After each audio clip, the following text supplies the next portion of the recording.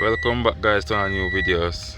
I'm your boy Mr. Talented Reed, and in today's video I'm gonna show you how to solve this problem right here. Hold on, go back to this. Wait on it to load.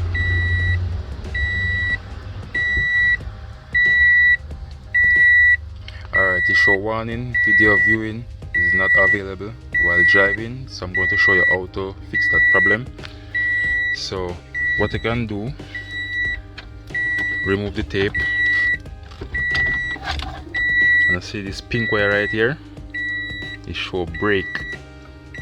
You're going to ground it. So what I'm going to do, I'm going to use a regular 12-volt tester. I ground it to the body of the car, right on the door post right here. So I'm going to show you when I ground it on it, what's going to happen. Alright, so let I set it out, cut it up right here a little. See if I can get the wire where I can reach it.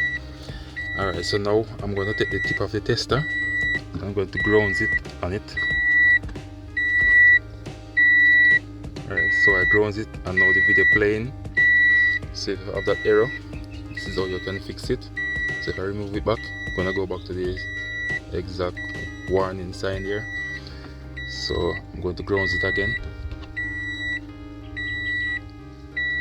Alright, so I ground it right here, and here goes start to play again. So that's how you fix that problem. So if you take it and ground it on the body of the tape, it will come in just like that. So the reason why they have that wire on it is to protect you while you're driving, so you don't get distracted. So alright, so what I'm going to do, I'm going to ground it on the back of the tape and one of those screws right there. So I'm going to pause the video and ground it and show you how I do it. So stay tuned. Okay, I'm back. So this is where I ground it, right on this screw right here on the back of the tape. So I strip it and ground the pink wire that mark break on it. So this is right here, mark break. So that's where you ground it, so you can watch your videos in your car just like that.